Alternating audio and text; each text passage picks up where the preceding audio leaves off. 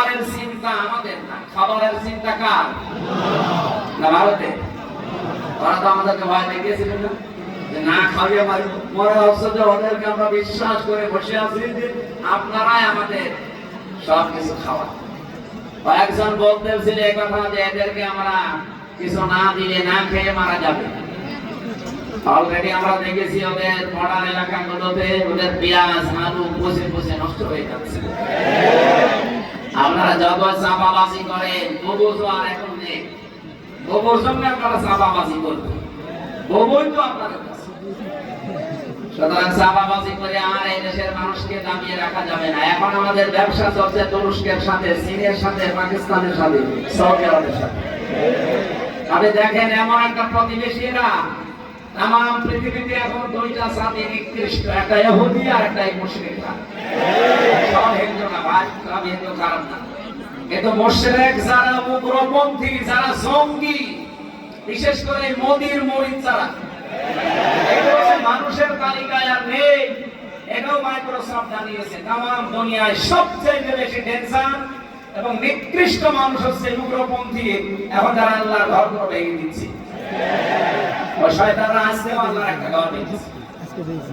দেখেছেন না 12:30টার দিকে আজকে একটা ঘর ভাঙছি। আমি যে হাদিস পড়েছিলাম আপনাদের কি মনে আছে? মানে দাগামা লাইসা লাহু ফালাইসা মিন্না ওয়ালিয়াতাবাওয়া মাকাদাহু মিনান নার। ভালো করে শুনুন, এই হাদিসকে আমি বানালাম।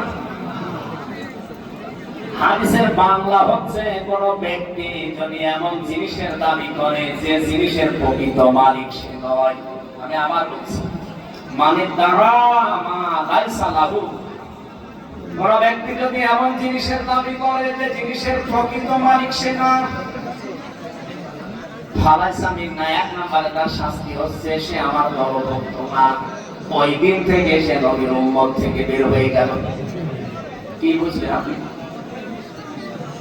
আজকে যে ঘরগুলো ভেঙে ভেঙে আপনারা আহ্বান জানাচ্ছেন, না ওটা তো আপনারা বলা ঠিক না, তোরা ওই শয়তানদের সম্মান দিয়ে আমার আল্লাহর আরো কষ্ট পাবে। এই শয়তানগুলো পৃথিবীর মানুষ মাটির নিচে পায় তেল, গ্যাস, সোনা, রূপা, ওরা সব মাটির নিচে পায় কি? খালি মন্দির পায়।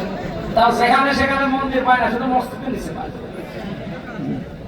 আমার যদি ক্ষমতা থাকতো না, একবার আগা থেকে গোড়া পর্যন্ত পিটাতা। মুসলিম আইন করে আমাদের, এই যে অর্থ আইন, অবৈধ আইন করে আমাদের বাপ দাদাদের দেওয়া হাজার হাজার বিঘা জমি জায়গা এখন তারা দখল করে নিচ্ছে।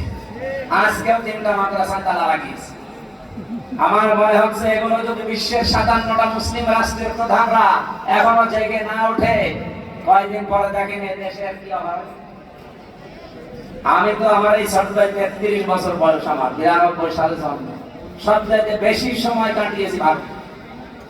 কারণ এই দেশে তো আমার মানে কুষ্টিয়া জেলা নাই, খুলনা বিভাগে ঢুকতেই দিত। আমি বাড়ি আসার আগে দেখি 2 গাড়ি পুলিশ বসে আছে। কি গো,